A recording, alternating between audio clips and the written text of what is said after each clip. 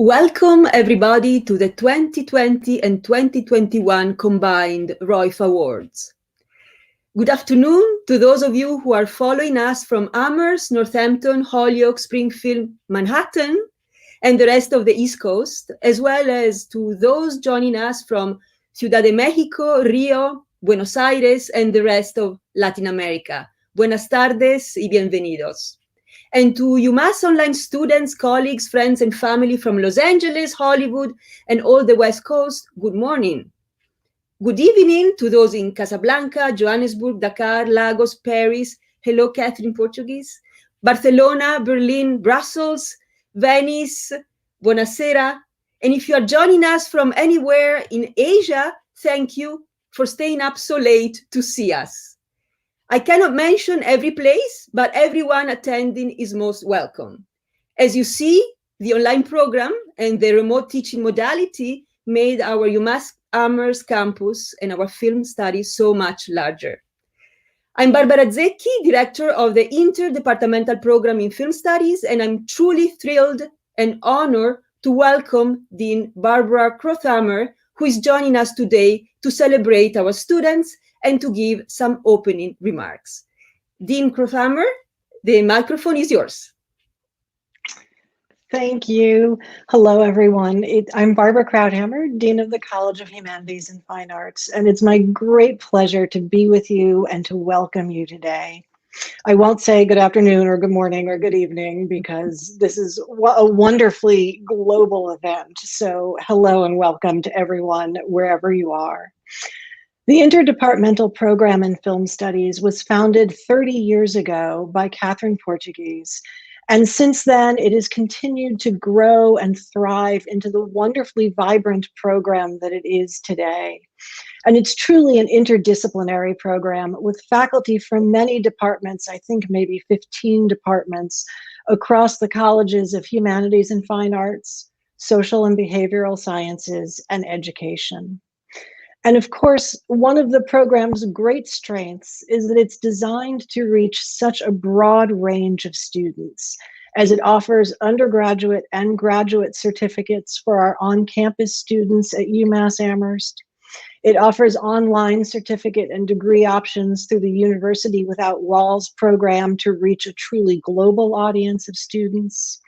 And I'm especially pleased that now the film studies focus is a track within the campus's bachelor's degree with independent concentration, the BDIC program on our campus. And so this means that virtually every student has an opportunity to connect with the program.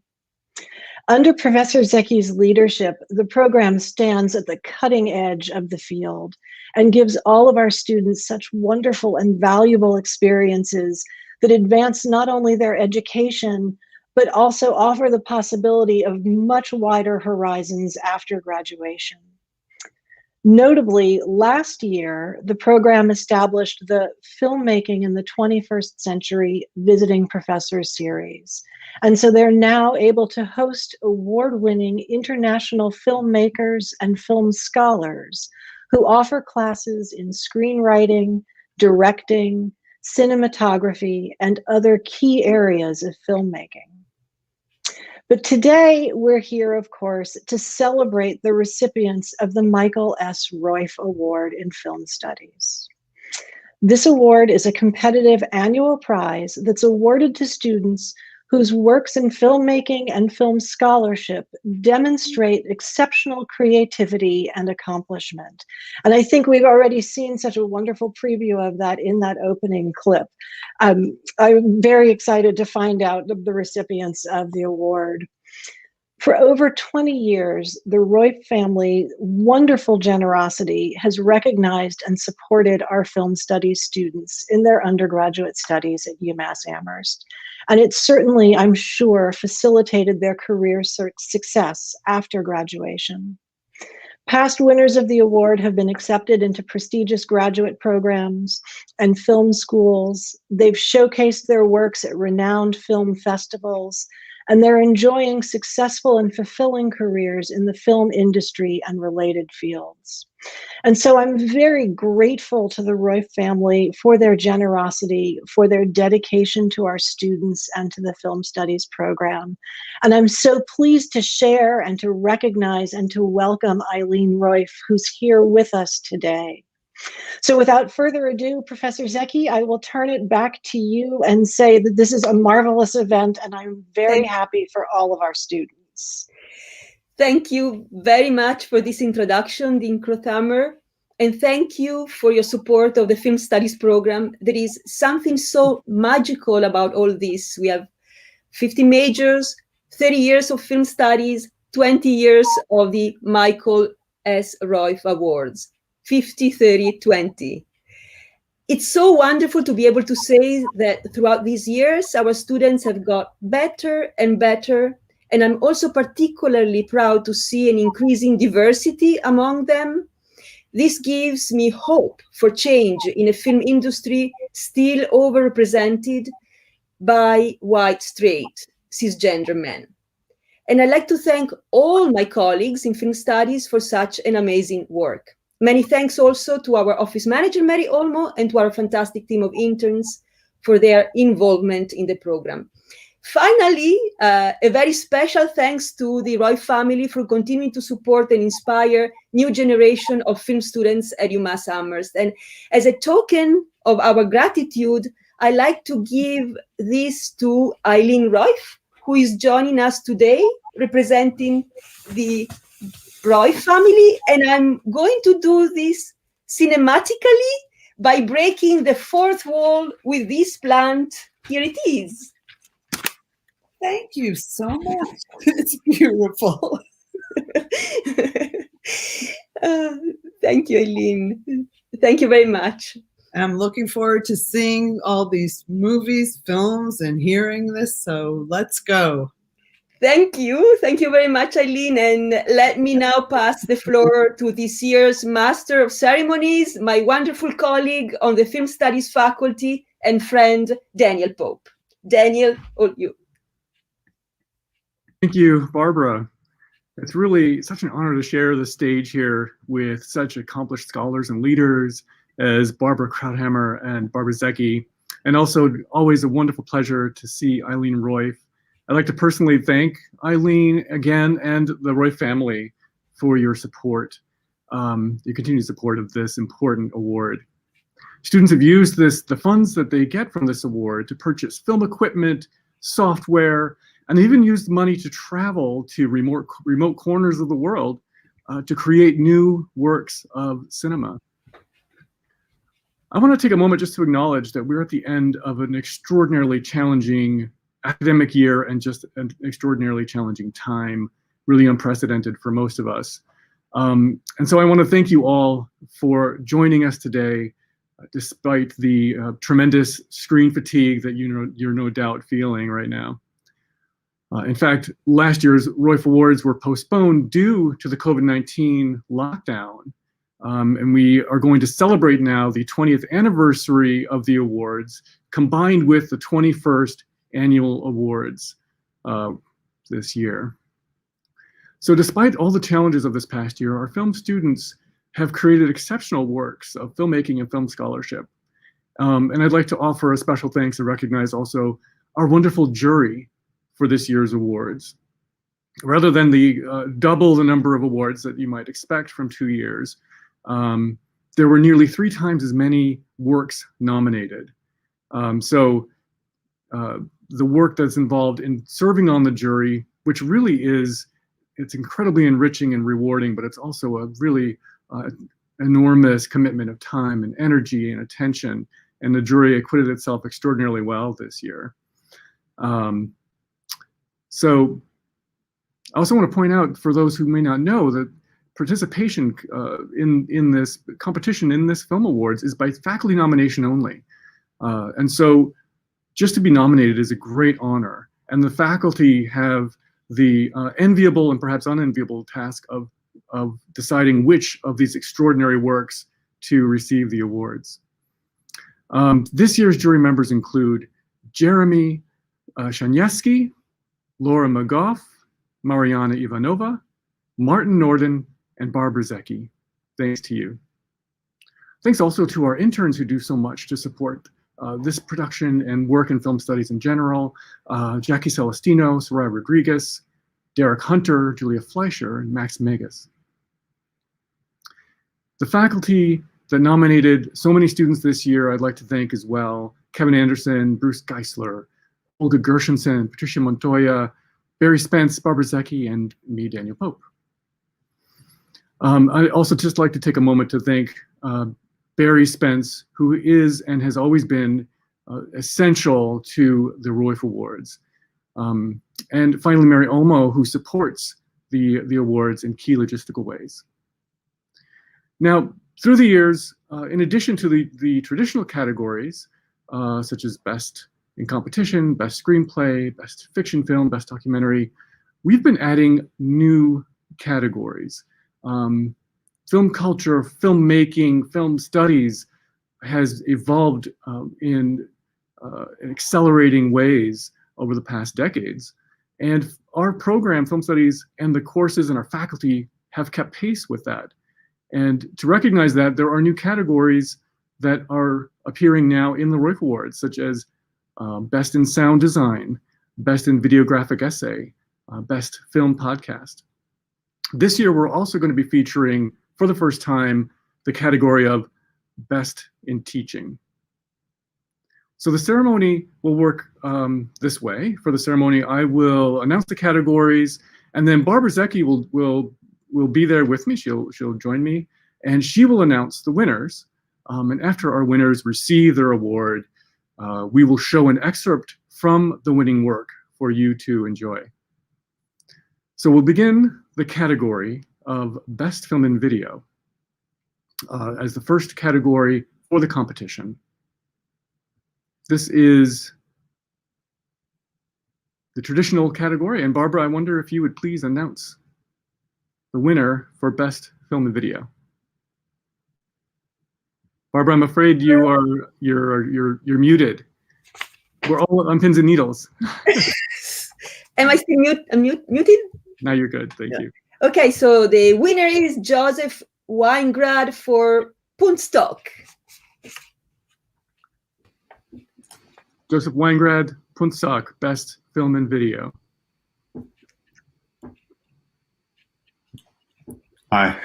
Congratulations, Joseph. Thank you so much. Thank you so much to Eileen Roif and the Roif family. A special thank you to my thesis chair, Dr. Daniel Pope, and my committee member, Dr. Gary Hardegree.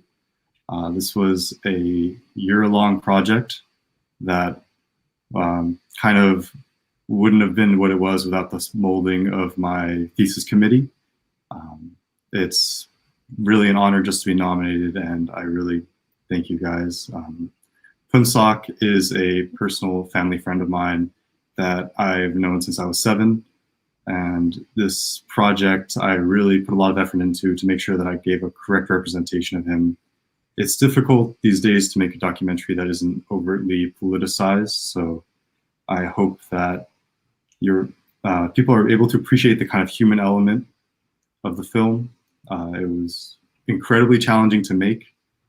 Both from a production standpoint, filming as a solo videographer in rural Eastern Tibet, and as an editor trying to decide what to do with, I think, 300-ish hours of footage. So it's really an honor. Thank you so much. And all of the funds that I'm receiving from this award are just going towards film equipment for my next project. So I'm really grateful. Wonderful. Congratulations again. Congratulations.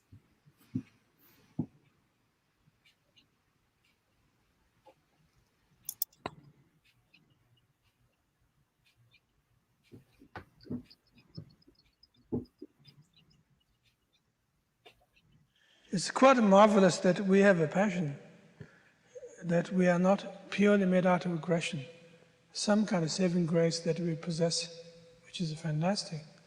We should be thankful. Notion of basic goodness is some sense of generosity and some sense of bravery comes along with the generosity, and also some sense of notion that whole things around like a mandala principle, whole things working with each other's elements all together. It hangs together so well. And we begin to feel that way ourselves, that basic goodness exists in ourselves, therefore that we are not afraid of our world.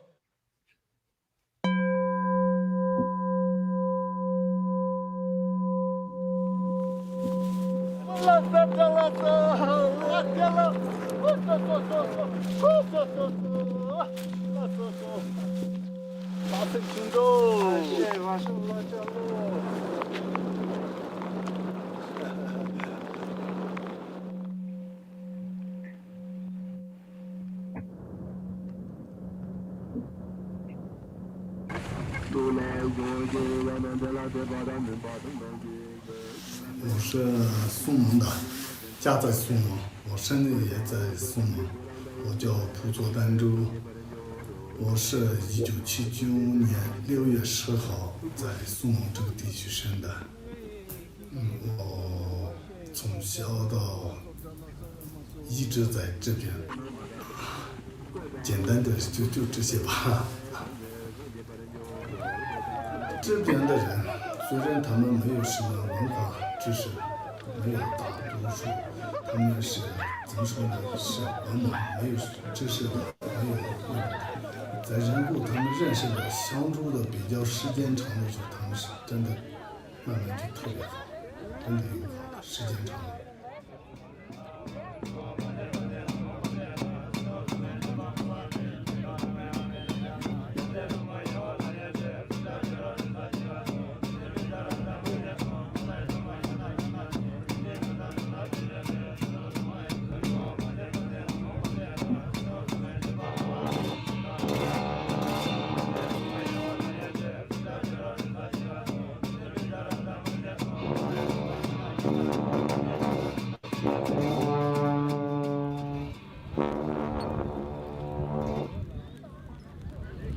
刚开始我也在那个学医的时候，反正我自己不是特别愿意的。后来我父亲给我说，这个学医是非常好的。我们老家这边也，反正那时候藏医有几个，但是西医没有。他说你学个医就这边的人特别帮助，说的。后来就我在学医了。我自己在这边工作的时间长了，就特别有兴趣，帮助好多人。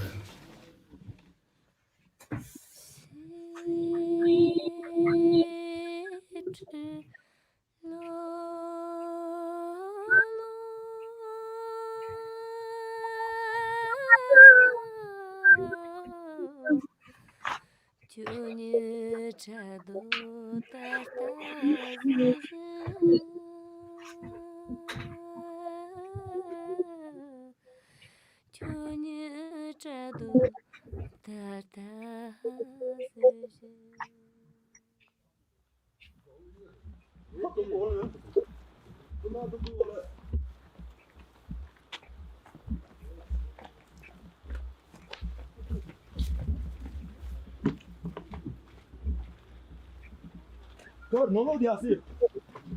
Oggi. Sì, sì.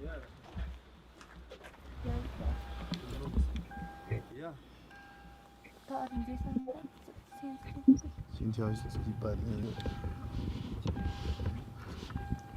从那黑了嘛，打的。哎呀呀。对。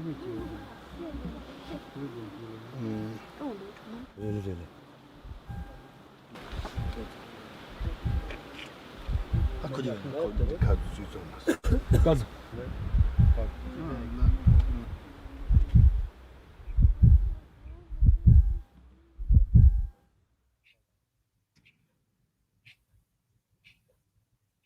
他们两个是好像山上去挖那个白木是一种中药，晚上下来的时候骑摩托车下来，那个山坡比较陡，就那个刹车踩的时候没有，然后就没踩上刹车就下去了，他们摔掉的时候。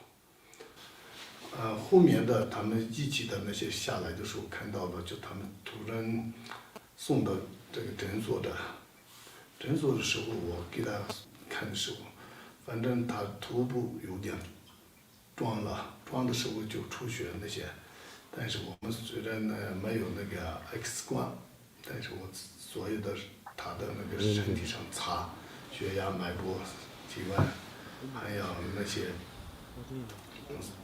四肢都查的时候，基本上他有正常的，再让我给他打了药，这些就慢慢就好了一点，头部没有问题。我听说的，主要是心脏这个，他摔的时候有一点，现在也在医院，但是他的问题不大，问题不大。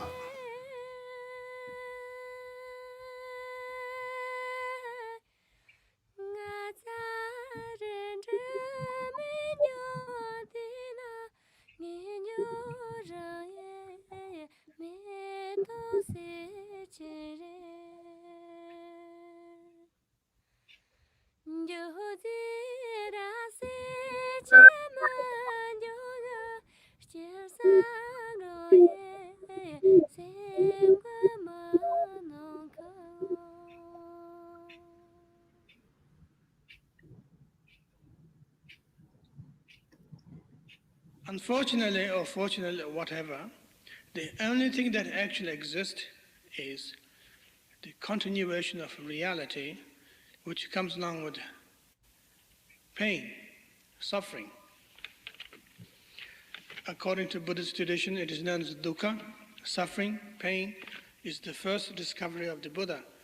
Dukkha does not necessarily mean suffering in the sense of that you feel a terrible headache or you suddenly feel hurt, but all-pervasive suffering, which continues all the time.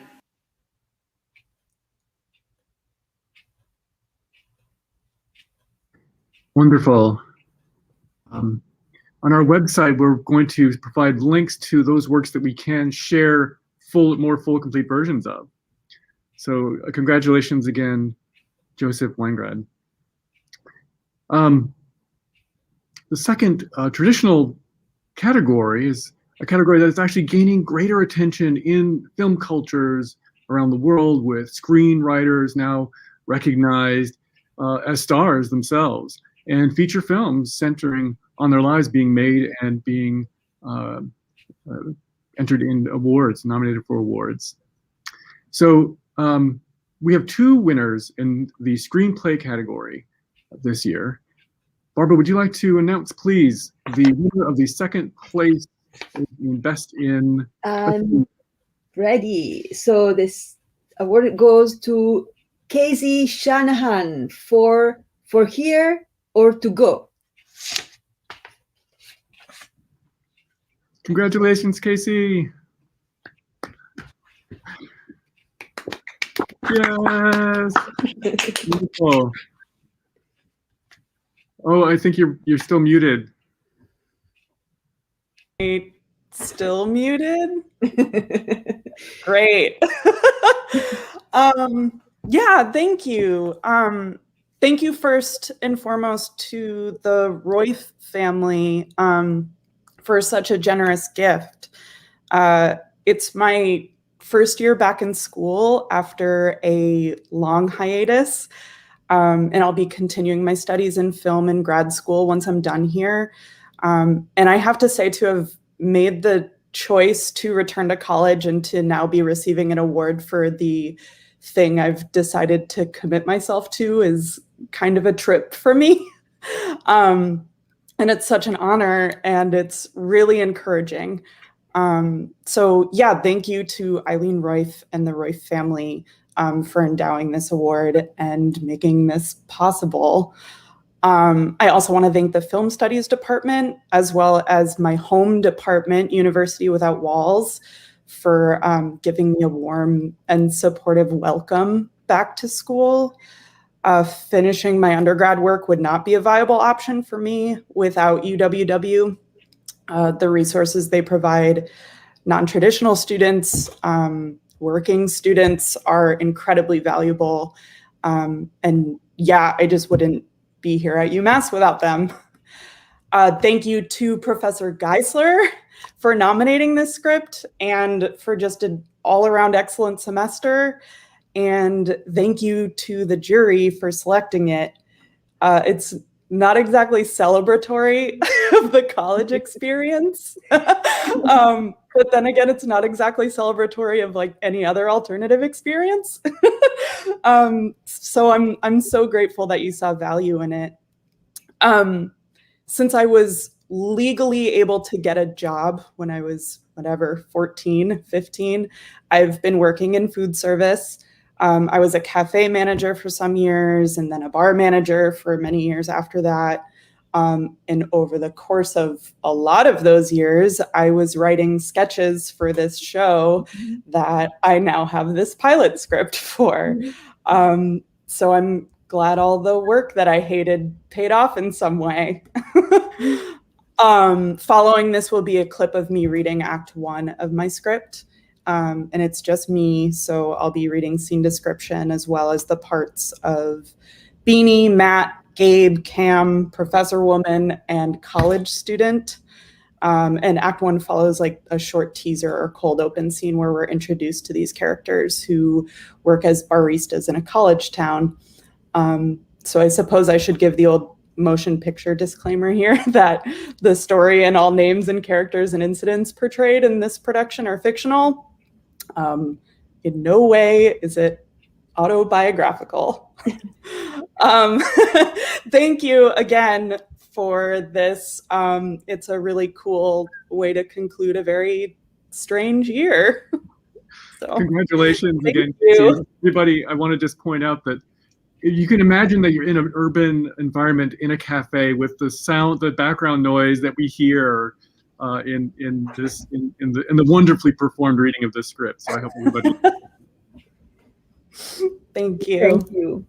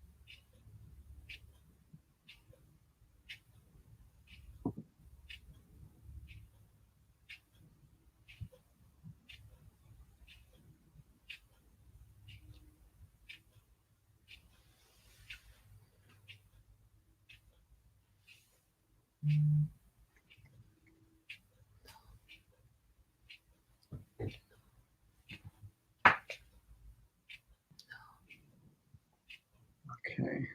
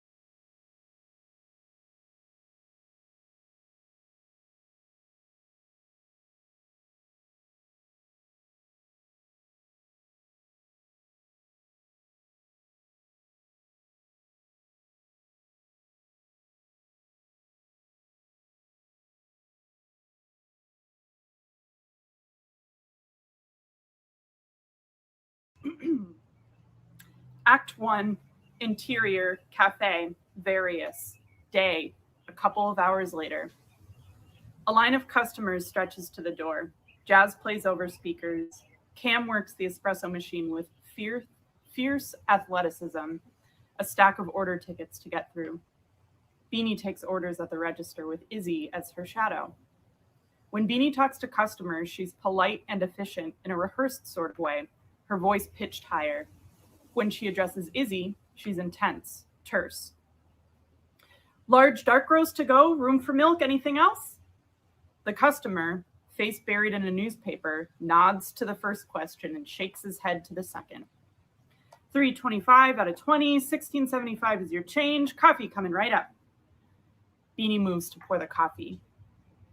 Always make sure to say out loud the amount that they give you, then the amount of change you're giving them back. Try to give them plenty of small bills so that they can leave a tip. The customer overhears Beanie and breaks out of his newspaper spell for a moment. He looks at his change, then to Beanie, then back at his change. He pockets it and returns to his paper. Large dark roast with space, here you go, have a good day. Gabe loads more pastries into the already emptied display case. He notices Matt, who is sitting at a table and waving, oblivious to the activity around him. Got time? Gabe gives thumbs up to Matt, then turns to Beanie. Think you can handle it? Guess I have to. Gabe high-fives a begrudging Beanie, grabs a cup of coffee, and sits down with Matt. Oat muffin or blueberry? Matt always schedules check-ins on Monday mornings, which is clearly a bad idea. While Gabe meets with him, I need you to grab me pastries, okay? Izzy, flustered, moves to the pastry case to grab a muffin. No, not with your bare hand. Good morning. What can I get you? Cut to interior, cafe, espresso machine area, continuous. Cam chats with a professor woman, 40s to 50s, professionally dressed, cynical, while working on espresso drinks. The woman leans on the counter as if she owns it. Classes today? Mm-hmm. Classes, department meeting, office hours, like every other Monday. It's Monday? Ha! I suppose every day is the same here. Mm-hmm. Professor woman watches Cam as they pour a latte. How do you do it? What? Oh, it's all about the milk texture. You have to steam it right, pour it a certain way. It's a whole thing. No, not that.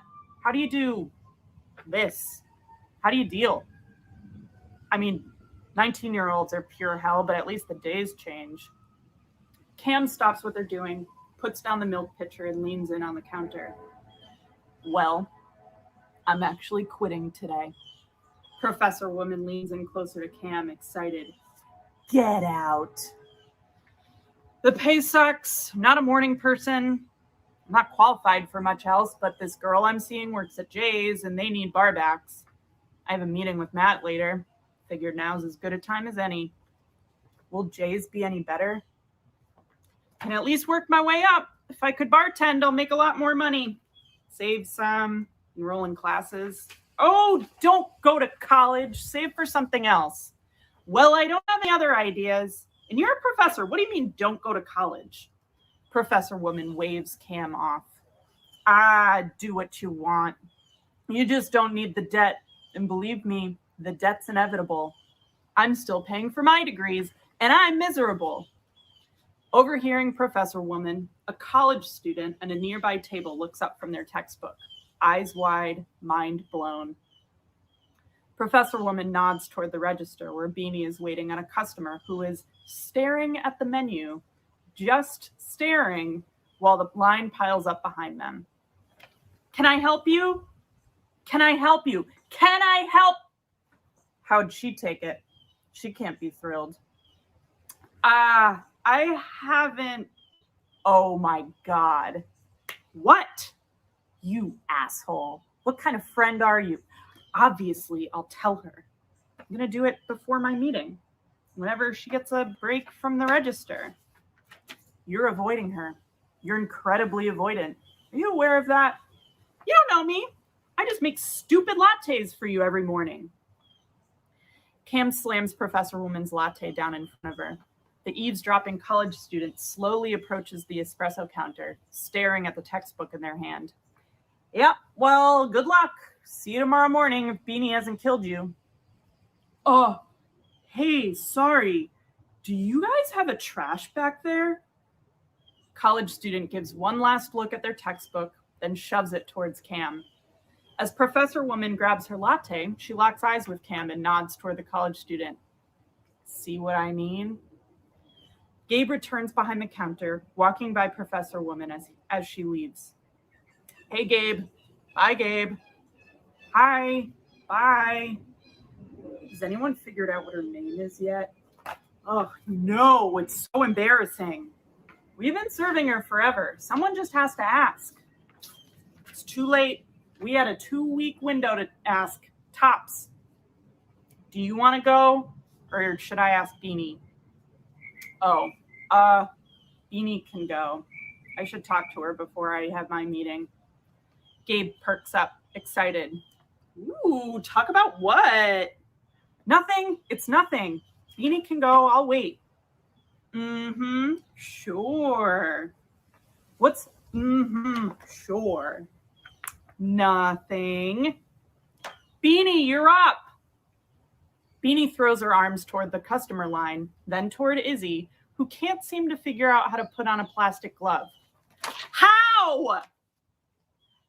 She's going to lose it one of these days. It's not healthy. Take the machine. I'll relieve her. Cut to interior cafe, customer table, moments later. Beanie shifts uncomfortably in her seat. She's never in trouble, but these meetings always make her nervous. Want to grab a coffee before we start? Oh, no, it's all right. I'm already wired. Adrenaline from working that line, you know? Oh, the line. Of course. I don't know how you do it. Seems hard. Beanie holds her tongue. No shit, it's hard. So, Beanie, has anyone ever told you it's funny that your name's Beanie and you work with coffee beans? Every day. Ha! Well, anyway, Beanie, I'll get right down to it since I know you want to get back to your line. Beanie, Matt pauses for drama. I'd like to give you a promotion. He beams. Beanie waits for him to say more. He doesn't. A promotion to what? To general manager. We've never had a manager. Isn't that what you do? Are you giving me the cafe? Oh, Beanie, no. It's just, I'm not a very good manager. I'm a good owner, sure. He's not really that either. But I'm too busy to be running this place day to day. Oh, what else are you busy with? You know, other stuff. This isn't about me. Beanie thinks for a moment, hedging. Gabe's worked here since before you bought the place. He did his thesis on labor relations in the coffee industry. Yeah, that's kind of why he's not a good fit. Cam, they got you to hire me. They know the job really well. Oh, come on. I know you and Cam are besties, but I mean, Matt and Beanie look toward the register where Cam is barking at the line of customers like a drill sergeant. If you don't know what you want by the time you get to the front of the line, you pay double. Beanie shrugs. Matt's got a point. But you arrive to work on time. You don't steal baked goods. That's a pretty low bar. You follow the dress code. You know how to train new hires better than I do. Yeah, about that, Izzy's never had a job before. They said they just graduated, but I think they mean high school. I'm not sure they'll work out. Very observant. As Izzy's new boss, you can fire them.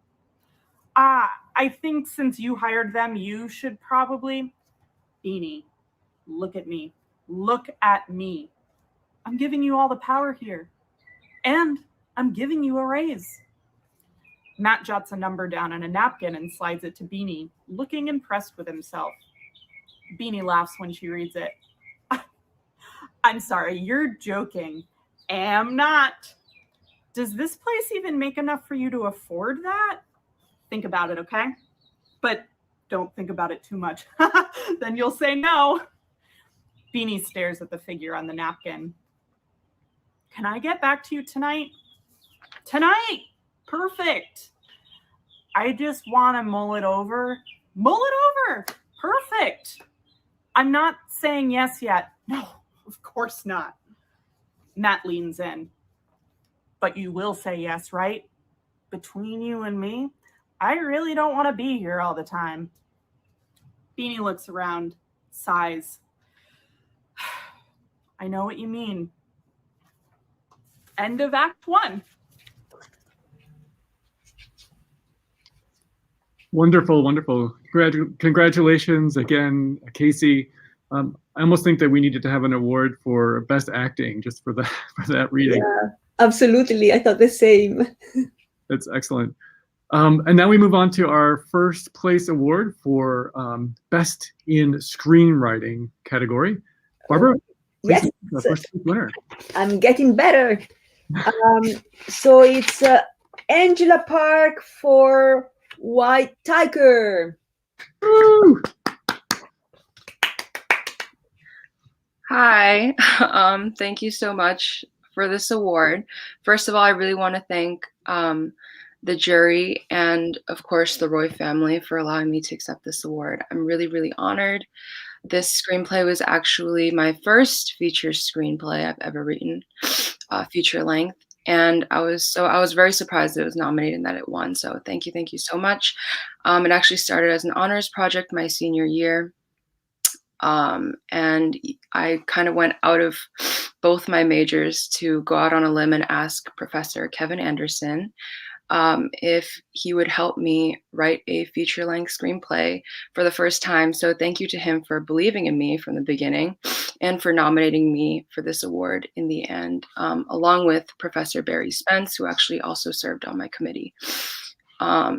This screenplay was definitely a passion project for me. Because I wasn't just able to work on my screenwriting skills, but I was also able to learn more about Korean history and culture, which is something I've always wanted to do.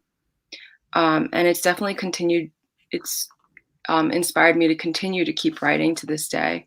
And definitely this award is just further encouragement to keep doing that and to keep working hard. So thank you so much. To tell you a little bit about the story, it's actually a superhero historical action film called White Tiger, and it's about a young Korean American girl who is working hard in corporate law, but she's kind of forgotten what she's working hard for. So she ends up running away to South Korea to visit her grandparents, and that's where she goes through some supernatural events that kind of teach her what's really worth fighting for. So I think you're about to see just a short reading I prepared with some of my friends over Zoom. Excuse their nervousness, but it's just of the beginning few scenes of the script. So again, thank you so much and enjoy.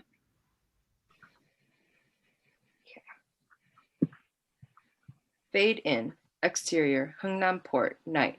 Title over, December 1950, North Korea. Hordes of civilians scramble to make their way to the water's edge, where thousands of people are pouring into just a handful of U.S. Navy and Merchant Marine ships.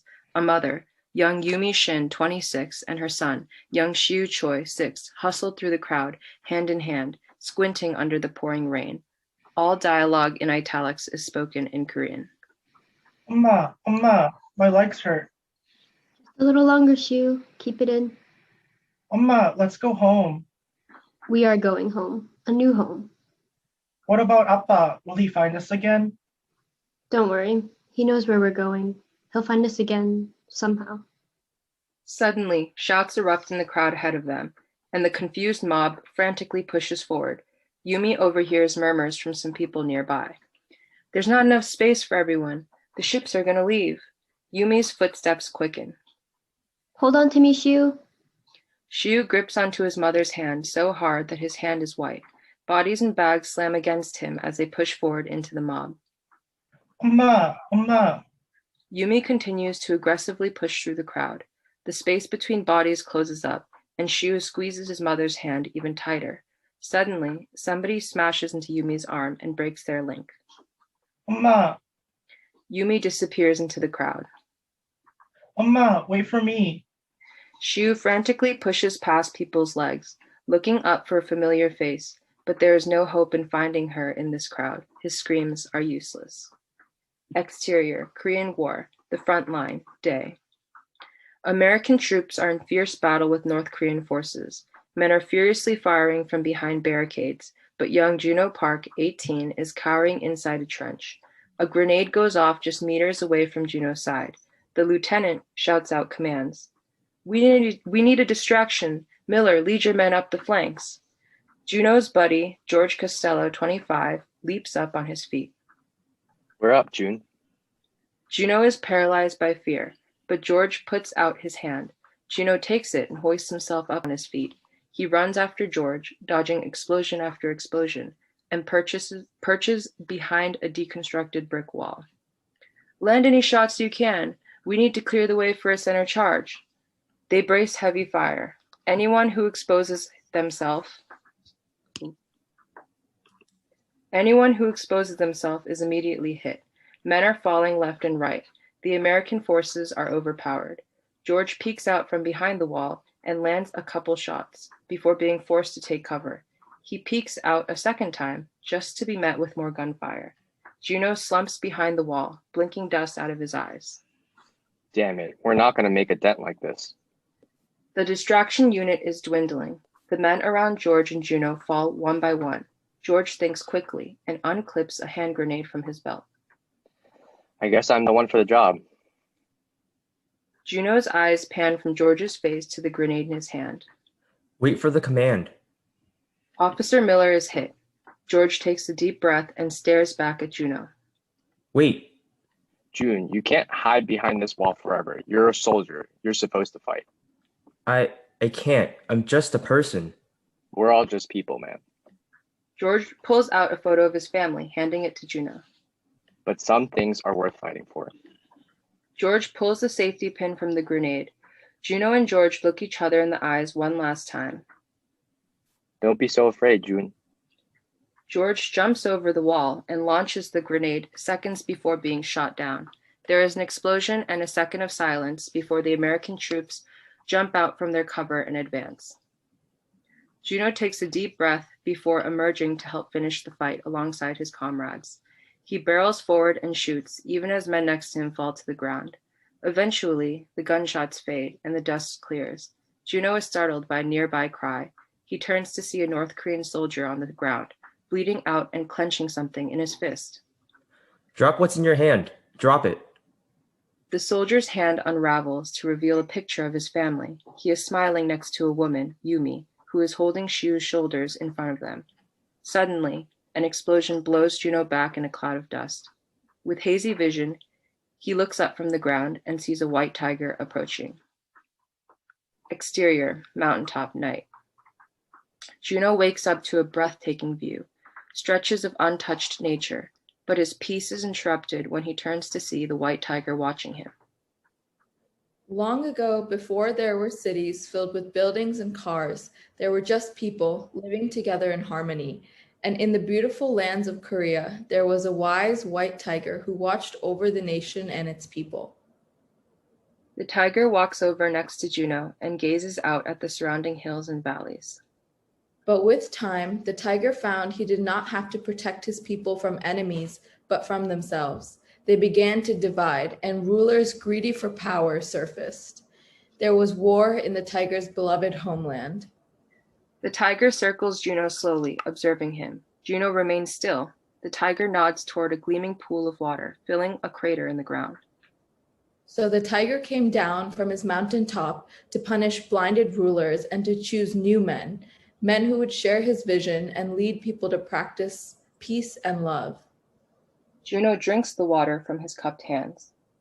He bestowed power to those who displayed humility, those who sought to fight for something greater than themselves, those who didn't want power itself, but would instead use that power to help others. The water streams through Juno's body and illuminates every vein an iridescent blue-green. He screams as unimaginable power is bestowed upon his flesh. His heart glows especially bright. Interior, Grace's childhood bedroom, night. Young Grace Park, 6, lies in bed. Her dad, young John Park, mid-30s, lies next to her, telling her her favorite bedtime story. Those touched by the tiger found meaning in their power. They used it to bring order back to their homeland, fighting for peace and spreading love. And killing bad guys.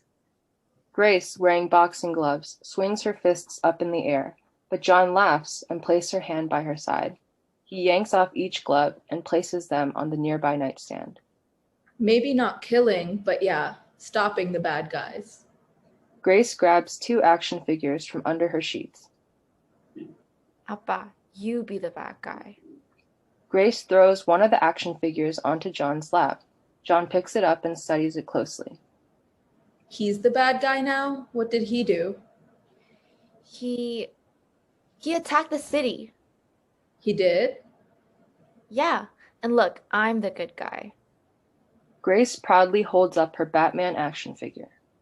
You're always the good guy. Yeah. Yeah. Because when I grow up, I'm going to be Batman. You are? Grace smashes the toys together and makes explosive sound effects and faces. Yeah. Yeah. Because a good guy always wins. But you know, Batman is just a person. He's only Batman at night. So what are you going to do during the day? Grace visibly ponders while John delicately clears her hair from her face. What do you do again? What do I do? I help people with their clothes, make sure they're clean. And that's what I'm going to do. Clean clothes with me? No, I'm going to help people. John grins and strokes Grace's head. I like that. Grace continues to play with her action figures until John extends his hand. It's time to sleep. She places the toys in his hand and leans her head on his shoulder. Appa, where is the white tiger now? I don't know, but you should ask your grandma. She told me this story when I was little too. Grandma? She's so old. Hey, don't talk about my mama like that. John tickles Grace until she screams and laughs with desperation. Grace's mom, young Kyunghee Park, 30, bursts in. John. Okay, good night. John kisses Grace's forehead and rolls off her bed to join Kyunghee at the door. Good night, Ine. Grace wiggles in her bed, excited to wake up for another day.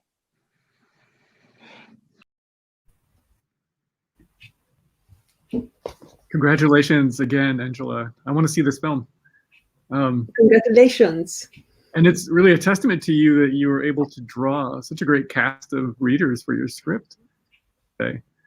So another exciting trend in film studies is the contribution of our undergraduate students, film students, to teaching and research with faculty members. So our next award is our new category, the award for Best Teaching. Nominated students are film students who have served as interns, undergraduate research assistants, or teaching assistants in classes such as The Undead Souths, Southern Gothic and Francophone mythologies in film and television, Latin American cinemas, photography, and film podcasting. We have 2 awards for this category as well.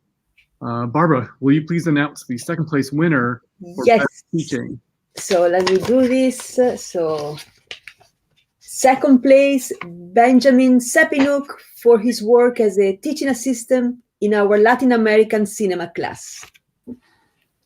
Yay! We need a applause track here. Hi. Congratulations, Ben. Thank you. Yeah, I think first and foremost, I should definitely thank the Roif family, not just for this, but just for supporting the arts. I think is so important, and this is a really wonderful legacy that you've created with this award. So thank you for that. I feel almost a little bit silly accepting an award for teaching under Professor Zecchi, because all I really have to do is just follow her lead, and I just get to talk about movies and listen to all these brilliant students talk about movies. And so But the film studies program at UMass has really given me a lot and really shaped so much of who I've become over the last few years. So getting to contribute back into that in any way is a rewarding enough experience on its own. But yeah, thank you. And I know doing this online presents some issues, but I'm personally glad about it because now when we play this clip of me, I get to just take my headphones off and not have to hear myself.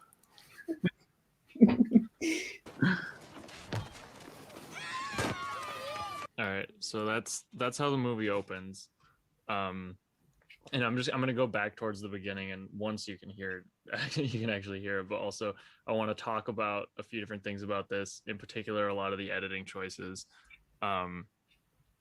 And if people have things they want to jump in with, that's cool. But this is like one of the more iconic opening sequences, not just in Brazilian cinema, but I think like in recent movies in general, for good reason. Because if we get started, I mean, this is just, I'm going to turn it down a little bit so I can talk over it. But this is just a montage sequence that involves a lot of close-ups, and there's a lot of sound going on that immediately kind of puts us in the location that we're in. But something to keep in mind here is that not only are we getting all these like extreme close-ups of things, but we're getting a lot of low-angle shots, and it's really from the perspective of the chicken, like, and you'll see in the way that like it shows kind of the body parts of other chickens that have been killed already. Like it's almost shot like a horror movie from the perspective of this chicken with these disembodied parts. And we'll see that again later, and I'll bring up something else in relation to that. But the fast cutting between all these different shots too really induces kind of a panic and an anxiety to the whole thing. There's just some more of what I'm talking about with the brutality. And then once we get the escape here, I can even, okay, now it's going. Then it shifts a little bit. So here it slows down for a second, but this is where I think what's fun is the way it plays with genre. I think this part almost feels like an action movie. It's, if you look at kind of the shaky cam, and it's still cut fairly quickly, and that's okay. That's a shot I wanted to mention. The close-up of that guy's teeth, I think, like are almost like a weapon, where we're still from the perspective of the chicken. It's like these monsters that are hunting him instead of people. And this, I mean, this sequence is like almost something out of a Jason Bourne movie, with these tracking shots with the shaky cam and the big chase sequence. And then here, this is almost the first moment we get to actually relax, right? Even though it's only for a second. And it feels like we're slowing down, but if you pay attention to what they're saying, like the words that he's speaking are really echoing the same thematic things that are going on with the chicken. He's trapped, he's being hunted by these people, and you know, he's afraid for his life. And we cut immediately back to what's going on over here. This is where some of these shots, I'm like, did they just strap a GoPro to this chicken? It's really creative, like the way they continue to find new ways to get close-ups. And then the guns are a lot of what's going on here is foreshadowing kind of thematic ideas that are going to come up in terms of violence and gun violence, and the way that this chicken is sort of just unwittingly thrown into all of this. Then here's just another action movie. But this is like the most important thing of the whole sequence to me, is when we get the chicken meeting with this character that we've been introduced to briefly. There's a moment where all the sympathy that they've generated for this animal is transferred into this young man just by putting them face to face with one another and establishing that he's in a similar position of being trapped, surrounded by all this violence. And you have that right here, and this is where we start to get these like big sweeping panning shots that go around him counterclockwise. They do this like a few different times, and it's giving us a sense of space. It's establishing like he's kind of trapped in between these two sides of this conflict. But then the last one, they use it again in a new way, and here we are.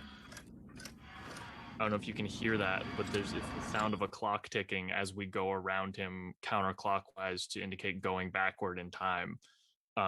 So everything is just communicated audio-visually very efficiently in a way where we innately understand what's happening.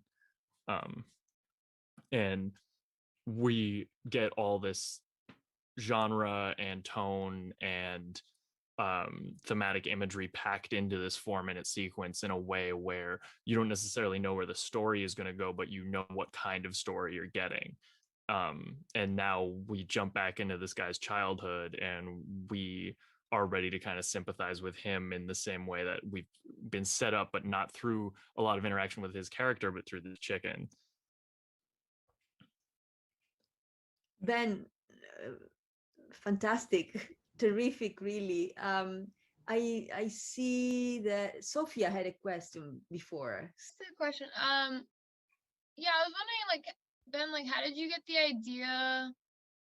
Like, because it wouldn't have even crossed my mind to think that, I don't know, you were talking about sympathy towards the chicken being transferred to the boy. Like, I don't know, how did you come up with that idea? I think just the parallels between the language that the boy is using and the situation that we're witnessing the chicken in, and this is another example of like how editing is used creatively. Kind of there's this cross-cutting between those two things, so we inherently associate them with one another because we're jumping back and forth between them. And then once they come face to face and the camera literally swings around, that's kind of a moment where in my head, that's just how I interpreted that. And that doesn't even necessarily mean that that's what was going on or what the directors intended for me to interpret, but I think that's one way of looking at it. And so, yeah, don't take all my readings of this as necessarily factual even, but although there are certain objective editing choices, I guess. And I think there is a lot of, the story of the chicken. It's amazing. I don't know how I'm going to do without Ben. I cannot teach this class again. Thank you, Ben. Really? Yeah, I want more Bens. The good news, we have more Bens coming up, and partly because we have people like Ben participating in this teaching. And congratulations. I think all of us could take some pointers from you, Ben, in our teaching. All right, so let's move on to the category, or the first prize in the category of Best in Teaching. Yes, so Best in Teaching goes to Emily Coe for the Gynocine project. Yay! Thank you. This is wonderful. Thank you. Thank you so much to the Roif family for your support and generosity and for this honor. And thank you to the jury for this award. I also want to thank the incredible Professor Barbara Zecchi, who I really look up to and who's just such an amazing director of the Gynocine project, and also has given me the opportunity to be part of the amazing Gynocine team. The Gynocine project highlights and uplifts women filmmakers' stories, voices, and achievements.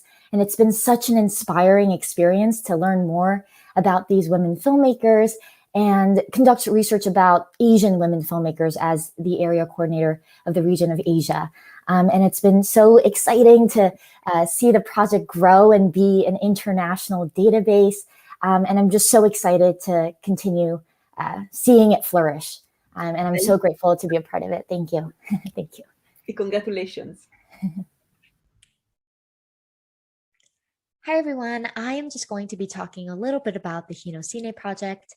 The Gynocine project is an online database on women filmmakers directed by the amazing Professor Barbara Zecchi, and it provides indispensable tools for research and teaching. It started in 2011 thanks to the UMass Digital Humanities Initiative Seed Grant, and its goal is to offer the first comprehensive study of the history of women's cinema from its origins to the present. The project's website is super rich with resources like interviews, film reviews, syllabi, videos, biographies, and it's truly international. We have so much information on women filmmakers from all over the world. So I'm really excited to show you what the website looks like. So this is the website. And I am one of the 2 undergraduate research assistants, and I became part of the Gynocine team at the beginning of this semester, at the beginning of the spring 2021 semester. And as a research assistant, I maintain the website and I upload materials as necessary. So This is an example of an entry that I have uploaded onto the website. It's a biofilmography on Rosella Schilacci. This is a really great biofilmography. I recommend reading it. And this particular entry came with an interview. So you can see how I arranged the words and the film stills. I decided to include them in this particular way. So I have the opportunity to make some choices about the design, the format. I get to be a little creative with it, so it's a lot of fun. So that's an example of an interview. I also upload syllabi under this teaching resources tab. We have a bunch of syllabi available here. And because Hinocine is traveling around the planet, we cover a bunch of different regions, and I am the area coordinator for the region of Asia. And as a research assistant, I collect names of Asian women filmmakers and conduct research about them from various countries. You can see here, we have a bunch of filmmakers from Cambodia, India, Japan, South Korea, Malaysia. This page is continuing to grow. It's really exciting to see it grow.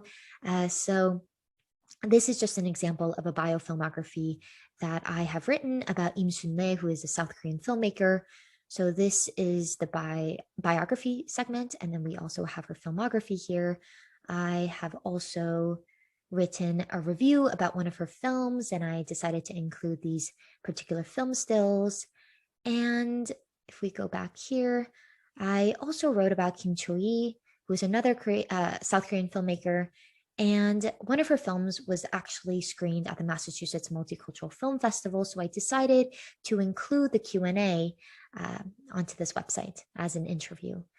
And if we go back here, I have also written about Naomi Kawase, who is a Japanese filmmaker. You can see her filmography here.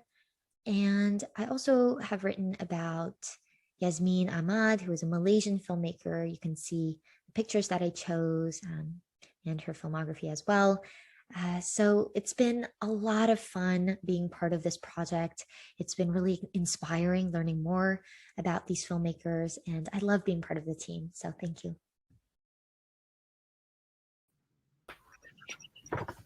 Really phenomenal work. Excellent.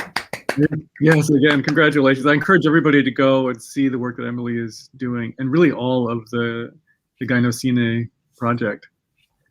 So our next category is related to a new course that began a few years ago called Film Podcasting. It was developed in film studies, and it was launched right when podcasting itself began to grow exponentially as a new medium. There's now actually a student-run podcast produced and hosted by students in UMass Film Studies, and it was just launched a year ago in the spring of 2020. So we have won a prize here, the Best Film Podcasting Award. Barbara. So it's, wow, this is the entire team. Emily Coe, Jackie Celestino, Sheila Dillon, and Joseph Torres.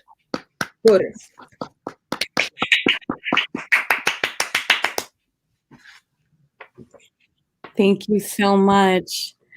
Hi, on behalf of this incredible team, Emily as co-host, Sheila as our producer, and Joseph as our audio engineer, I first want to thank the Roif family not only for this award, but for their generosity and continued support for film students at UMass. I also want to extend my thanks to Barbara Zecchi for nominating this episode, Daniel Pope for his amazing feedback throughout the semester and commitment to our podcast, and most importantly, the jury of this award. I came into UMass a couple years ago with a desire to learn how to ethically storytell the vulnerable and nuanced stories of marginalized communities. Not only has the film studies facilitated this for me as a student, but given me and my fellow teammates a platform where we can analyze film in this way, make film accessible, and highlight this department. In the excerpt you're about to hear, it's from Season 2, Episode 1, Emily and I analyzed the film techniques in both the films One Night in Miami and Ma Rainey's Black Bottom, in order to better understand how they underscore the confines of racial disparities that the characters face. More specifically, we compare the characters of Sam Cooke and Malcolm X's relationship with that of Ma Rainey and Levy's to further explore intersecting themes of liberation, activism, and art.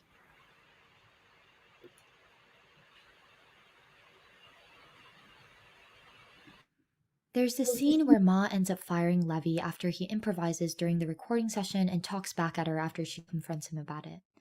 After this heated argument, he goes back down to the band room and finally opens the door that he's noticed since the start of the movie. You see, this locked door is one of the first things Levy noticed when he first walked into this room.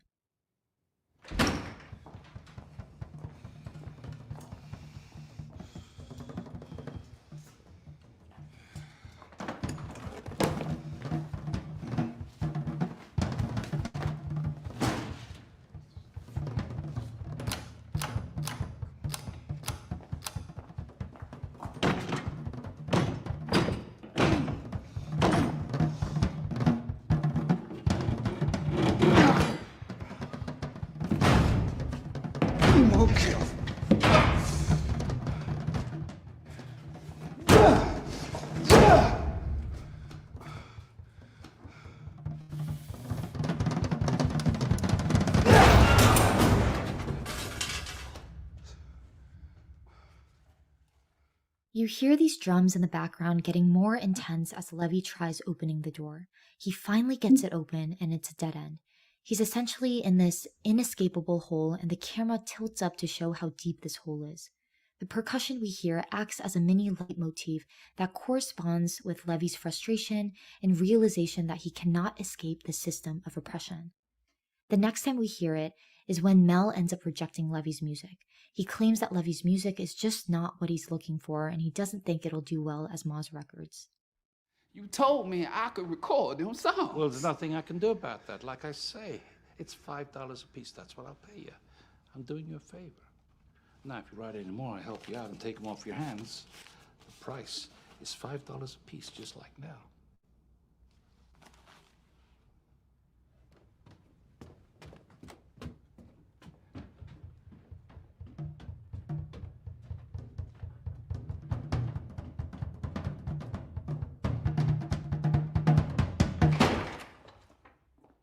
There's a close-up on Levy's angry face as the rhythm of the drums become faster, more intense. Here's a clip of Wolf talking about the scene. August put in there him trying to get through that door, and I went, let's have him at one point break through that door and realize that door leads to nowhere. That, if nothing else, that is racism in America. You are promised something. You are promised that if you do the correct things, and if you work really hard, and if you do everything you're supposed to do, you will break through that door and everything will be possible. And very frequently, when you break through that door, there's a wall on the other side. You want an audience to surrender to Levy's story when he tells it. And the way you get them to surrender, in my understanding, in addition to having a brilliant artist do it, which Chadwick is also by making sure that there's a rhythmic tautness leading up to it. The difference between Sam Cooke and Ma Rainey's approach to working within the unjust system from Levy's is what they expect to gain from making compromises to get what they want. Levy has dreams of having his own band. He's young and hopeful that he'll make a name for himself. But when Mel doubles back on Levy, he realizes the magnitude of the obstacles that lie before him. Levy's story ends with him breaking down and stabbing Toledo out of anguish. The last scene is heartbreaking as we watch a white band recording Levy's song that Mel took from him. Here's Viola Davis talking a little bit about this. The tragedy of Levy is that you want to be different, but you know that the end to Levy is inevitable. There is nothing in his life that grounds him other than his music. And then when that is taken away, there is nothing.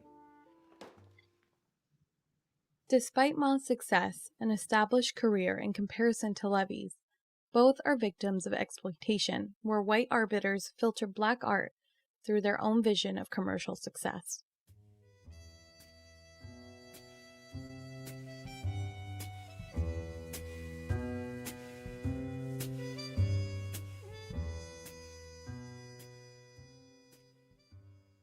One Night in Miami, and Ma Rainey's Black Bottom are set in two different periods of America's history.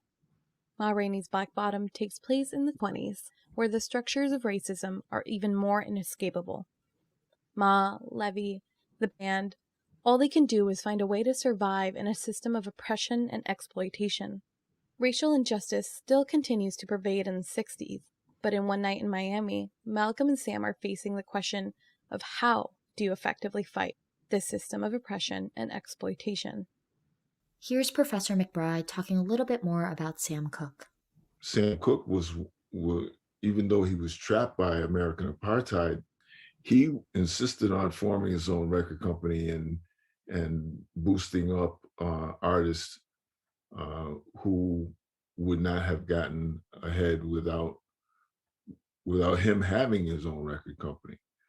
But of course, Jackie, you know, the end of that story was that there was the accountant and lawyer that he trusted ended up, doing him in. And that documentary on Netflix about the two, I think it called it Two Murders of Sam Cooke, basically talk about the stranglehold that they put on his progressive business ventures by essentially stealing from him. And then of course his untimely death under questionable circumstances. But that riff leads me to remember that, a change is going to come, which was a plea for the politics we're talking about, was held back, was not released at the time because they thought it was too volatile. So he was way ahead in a lot of ways. McBride here describes the obstacles Sam Cooke was faced with within the Jim Crow era. Despite breaking through some of the financial barriers that deprived marginalized communities of opportunities equal to that of white people, in the end, Sam Cooke still could never fully overcome the system of oppression.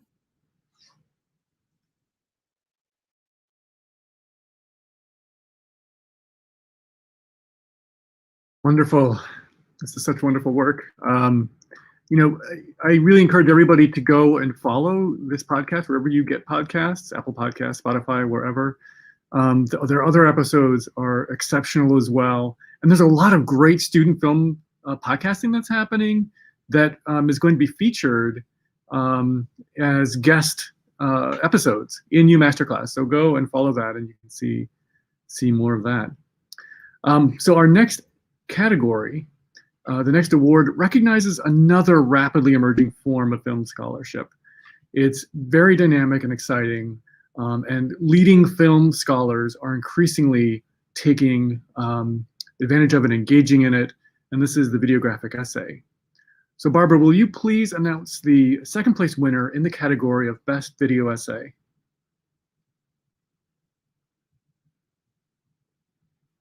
I'm afraid you're muted, Barbara, again.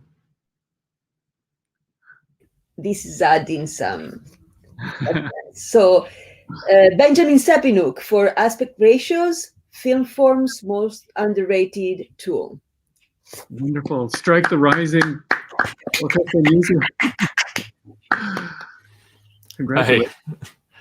I should again say thank you to the Roif family and the Film Studies program. I'm deeply indebted to both of you. I think I should also thank Professor Pope for this one, for his class and video essays that I took a couple of years ago that really introduced me to this format in a big way. But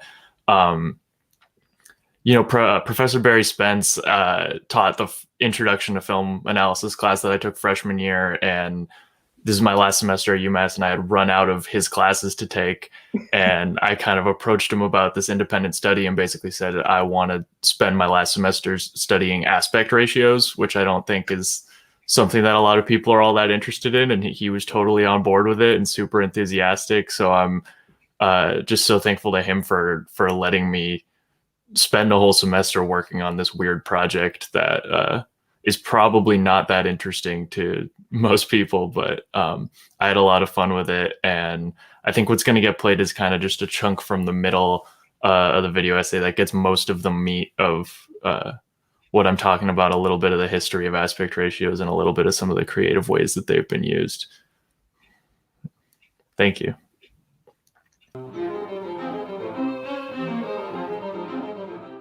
An aspect ratio is a characteristic innate to any rectangular image. It represents the relationship between the horizontal and vertical axes, given as two numbers denoting width and height respectively.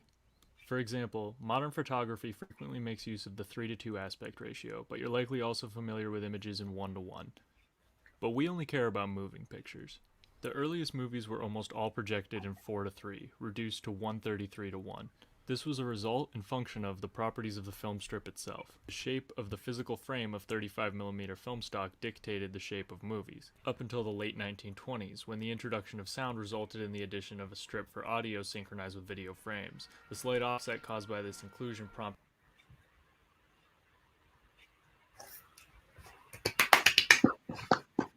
This is a really a compelling videographic essay, and Ben, I hope that you will let us take a link and put it on our website for people to see the entire videographic essay. It is phenomenal. So the award for the best videographic essay, the first place goes to Emily Ko for Hunger, Kingdom, and the Sociopolitical Zombie. Thank you. Thank you so much again to the Roif family for continuing to support film study students. Thank you so much to the jury for this award. I also want to thank Professor Daniel Pope, who is just the best and just such a wonderful mentor. I really could not have done this without your invaluable guidance throughout this whole process. So thank you so much. I absolutely love watching video essays.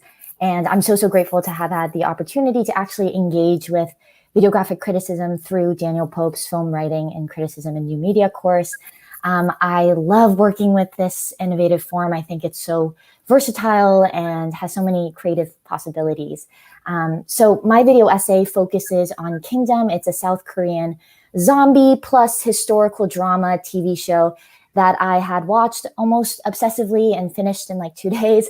But my video essay ultimately explores the history and the sociopolitical elements of the zombie figure, and I focus on how Kingdom shows that.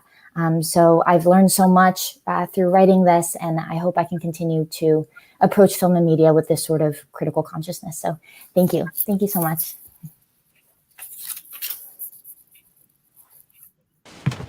딴 거나 먹여야 되니.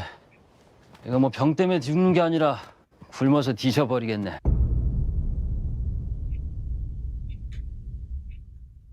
In South Korean cinema, the zombie genre has been highly successful, with films like Train to Busan and #Alive. The first South Korean zombie film is A Monstrous Corpse, or Keshi, made in 1980, but the zombie figure in South Korean cinema is a relatively recent development, becoming a lot more popular in the 21st century. We don't see a lot of zombies in South Korean films before the 2000s, partly because of the strict censorship enforced by the South Korean government, particularly in the 70s and 80s, that limited the distribution of American and other international films. But lately, zombies are almost ubiquitous. We've seen zombies in plenty of movies, TV shows, and music videos. They're everywhere in pop culture. But are they just the bloody, brainless monsters that are there to serve gory action sequences? To make a hero out of the protagonist? To amuse us? Gotta enjoy the little things. Well, in more recent movies and TV shows, the answer is yes, portraying zombies in a way that whitewashes and erases the historical origins of the zombie figure. The zombie originated in the horrors of Haitian slavery. During the 17th century, when Haiti was a French colony, African people were enslaved and brought into work on sugar plantations. The conditions were terrible, and the zombie was a reflection of the enslaved African people's undying suffering. The zombie figure was later incorporated into Haitian folklore and voodoo religion after the revolution, and the belief was that voodoo priests could bring back the dead as slaves. White Zombie, the 1932 film released during the US occupation of Haiti, is considered to be the first zombie movie ever. but it appropriates this voodoo practice, engaging with the demonization of Blackness and displaying the anxiety of the white man losing his imperialist control. As a dynamic archetype, the zombie figure represents the anxiety surrounding dictatorship in World War II and Revenge of the Zombies, a 1943 film about a doctor who produces zombies for Nazi Germany. But zombies in film really took off after George Romero's Night of the Living Dead, the 1968 film that ends with the death of the action hero of the film, Ben. This spoke directly to the civil rights movement of the 60s in the US. Romero's anti-capitalist Dawn of the Dead is commentary on consumerism. So the zombie figure in film has oftentimes been connected to pressing social issues in America that still exist today. As Mike Mariani writes, at various times, zombies represented capitalism, the Vietnam War, nuclear fear, even the tension surrounding the civil rights movement. But this fades as we get to more recent zombie flicks. The zombies we see today are commercialized, exploited as a means for entertainment, and in many apocalyptic stories, merely an obstacle that places more value on the presumed hero's life over the lives of those who have been enslaved as zombies. There's no acknowledgement of the origins of the zombie that are rooted in the dehumanizing subjugation by those in power. There's frequently a disconnect now to the socio-political consciousness that often accompanied the zombie figure. But in Kingdom, the 2019 South Korean TV show, the themes of dehumanization and subjugation by the powerful exist, alluding to the socio-political landscape of contemporary society. Kingdom is about the Crown Prince's journey to stop the spread of a zombie plague. Lord Cho, the chief state counselor and leader of the Haewon-jo clan, recruits a physician to use a resurrection plant to keep the dying king, quote-unquote, alive. Lord Cho's daughter is supposedly pregnant with a new heir, and he will do anything to prevent the Crown Prince from inheriting the throne, including turning the king into a zombie to buy time before the birth. The doctor's assistant dies in the process, and his corpse is brought back to a starving village. Kingdom is inspired by a passage in the annals of Joseon Dynasty that recorded hundreds of thousands of mysterious deaths. The writer of Kingdom, Kim Eun-hee, incorporated a zombie attack into the story to describe the people's pain and suffering. She said, "It was the hunger that I wanted to ultimately address." And this hunger is ironically what feeds the spread of this plague. The hunger for political power embodied by Lord Cho prioritizes a political agenda over the well-being of the citizens. 내가 매직! 가렴 죽으러! 자기들 입속만을 채우기에 급급한 간악한 외청물이 바로 해원 조씨놈들이 역적이오. 대감께서는 미천한 백성들을 위해 싸우셨소.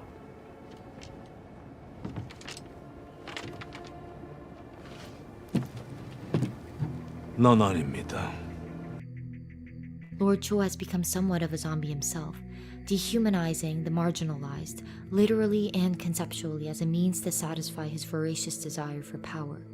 He's soulless, not in the sense that he lacks consciousness, but his neglect is driven by a ruthlessness, leading to the victimization of the most vulnerable, and is comparable to the zombie's lack of morality and humanity. But this is still more characteristic of the modern zombie. The Haitian zombie is mindless, almost automatic, and completely compliant and submissive to their master.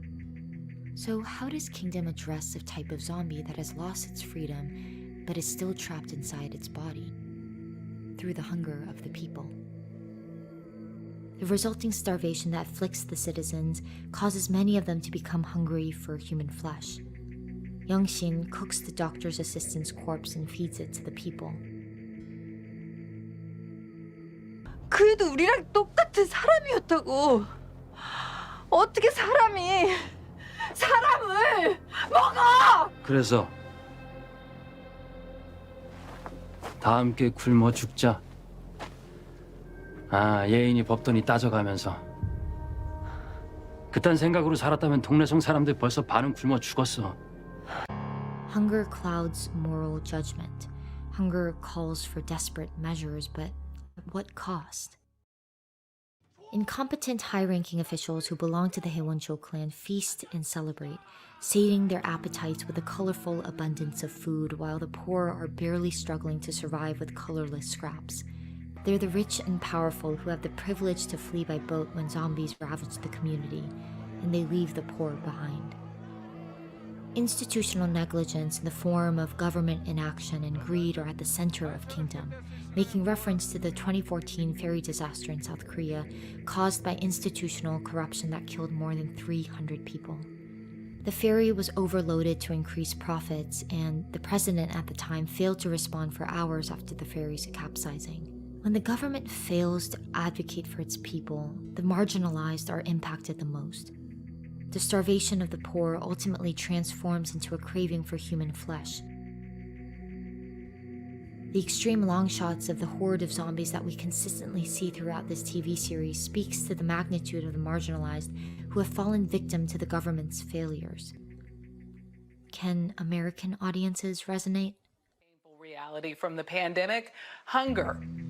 Lines are stretching for miles in state after state as the millions of Americans now living on the edge are facing disruptions in the food distribution chain. The challenge is expected to get worse. These lines in Boston stretching several blocks. They say the numbers are so high, they have to ration food. In the US, minority groups are disproportionately affected by chronic medical conditions and lower access to health care, and are more likely to experience living and working conditions that predispose them to worse COVID-19 outcomes. Structural racism and oppression underlie these disparities. For the hungry in Chosun Korea, to become a zombie is to become eternally hungry, never escaping the suffering and the pain of class oppression that still pervades South Korean society today. So much so that 80% of South Koreans from ages 19 to 34 consider the country as Hell Chosun, a phrase that refers to widespread youth unemployment and other hardships of young people who are among the most socioeconomically disadvantaged. The elderly are also struggling. With its low-ranking pension system, South Korea's senior citizens continue to have extremely high poverty and suicide rates. Parasite is perhaps the most well-known treatment of this theme. The basement dweller, who's portrayed as almost a zombie, is a victim of a system that doesn't support him. He's stuck in the basement, unable to overcome class oppression in South Korea. As in Romero's films, the zombie figure in Kingdom performs a socio-political critique. While contemporary zombie movies and TV shows often appropriate the zombie figure, disregarding its origins and the horrors of subjugation, Kingdom does not. The zombie in Kingdom is not the monster, but rather the victim of a monstrous socio-political system and those who profit from it. The socio-political zombie horrifies, not because it's bloody or looks scary necessarily, but because it's a manifestation of the actual horrors in the real world, the horrors of subjugation, of exploitation, of hunger.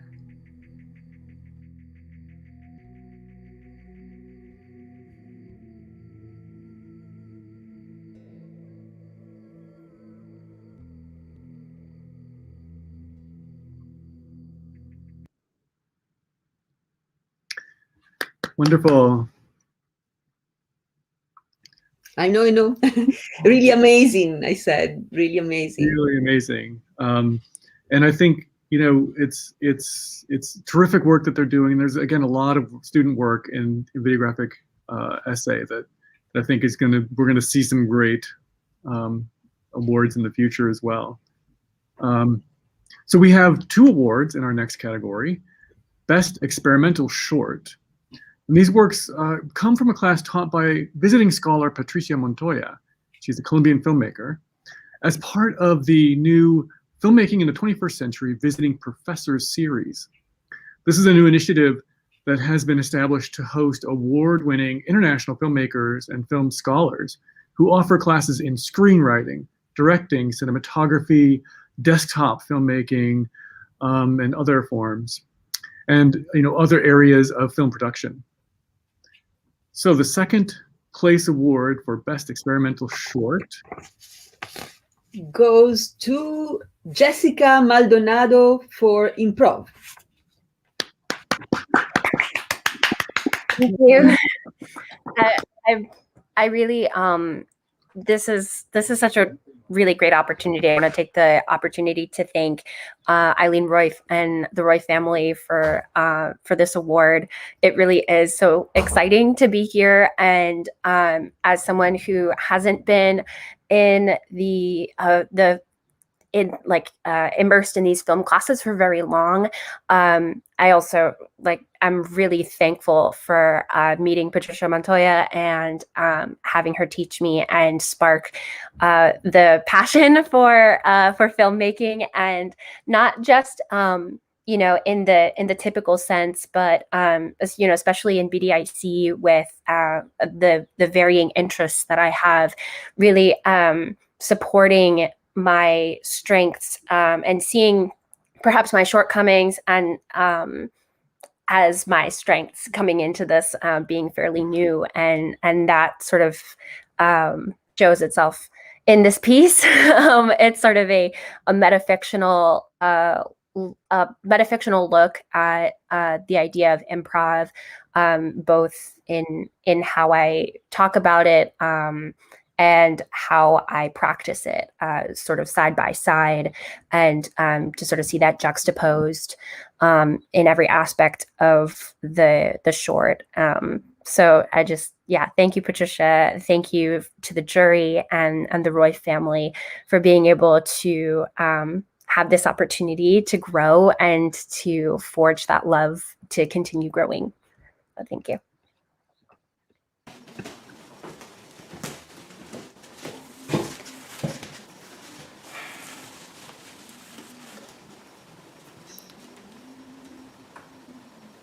I think if you asked me what improv was, I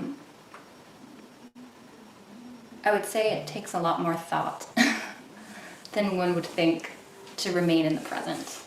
Because when you allow even the tiniest impulses to affect the way that you move and what you decide to do in the next second and the next second, it is a freedom that I feel like is unlike anything else. And so many times I feel like in that performance, wanting to choreograph and saying, oh, that was a great move, or oh, what about this? And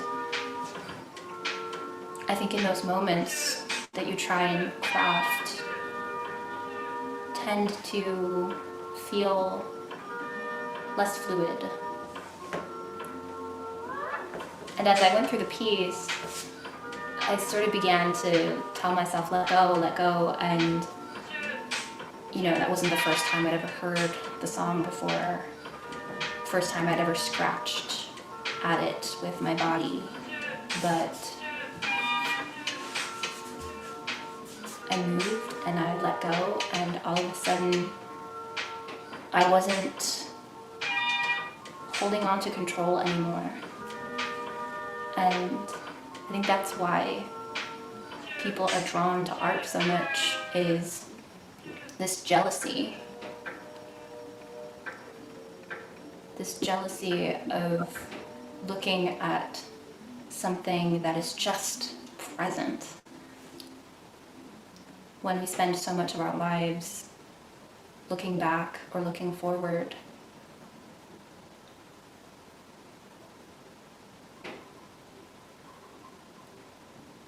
the present is beautiful.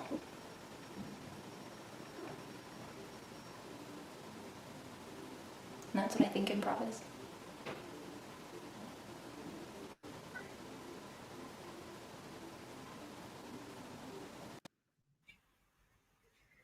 Really amazing. Phenomenal. You can see what I'm talking about when you talk about the jury having to choose between extraordinary works to give awards. It's so much work, emotional work, because they're so good. The next prize then is the first place prize for Best Experimental Short. Yes, the prize goes to Sam Huntley for It Won't Be a Stylish Marriage. Yeah, congratulations. Thank you. Thank you. I'm not good at giving speeches, so you'll have to forgive me. I have so many people to thank. I'd like to, of course, thank the members of the jury for choosing my piece. It was such an honor to have even been nominated. And I especially have to thank the Roif family and Eileen Roif in particular, who's here with us, for their generosity. I look forward to using the money to fund more creative endeavors. I'd like to thank my professor, Patricia Montoya, who has been so wonderful to have class with. And I mean, I'm just really grateful that she saw something in my piece and thought that it was worth nominating. I'd like to thank my family and friends too for always being so supportive and begrudgingly being actors whenever I need them to. The video is not super long, so my goal is for the speech not to be longer than the video, but it took a lot of time and effort to make. So I really hope that everyone likes it.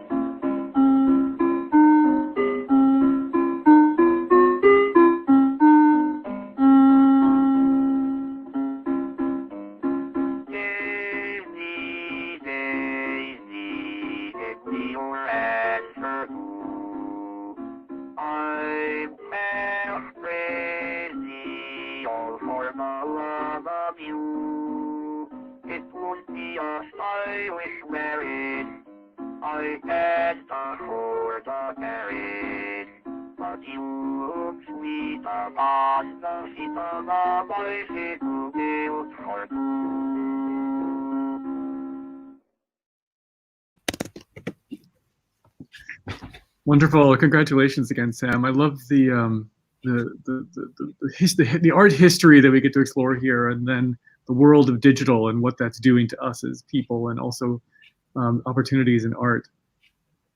Great. Well, so conclude our celebration of excellence in student filmmaking and scholarship with our Best in Competition Award.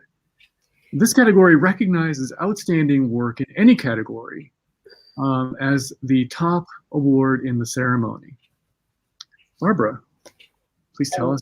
Yes, I have a different color envelope. Here I am. So, Best in Show for Benjamin Sepinuk, the podcast Franchise Feed 2021 Oscar Specials Edition. Woo! Hi.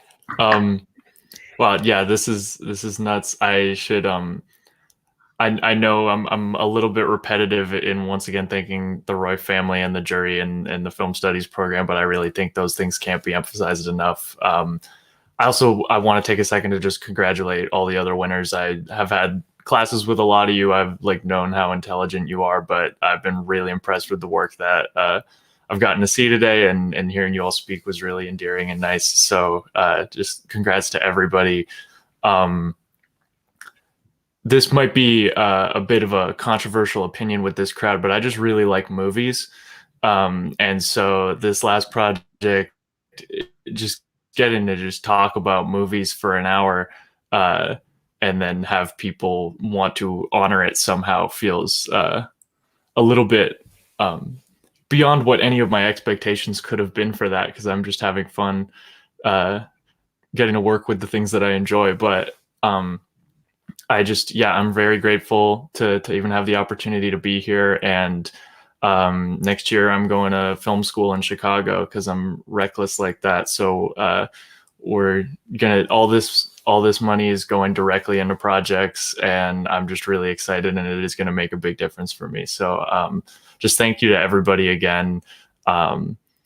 This is sorry, I should have said something about the podcast. This is for Professor Pope's podcasting class, and it's I recorded it prior to the Academy Awards, so it might be a little bit outdated already in the approximately 2 or 3 weeks that it's been. But I cut it down to the section where I'm talking about mostly Judas and the Black Messiah, because that was my favorite movie of the nominees this year. So thanks again.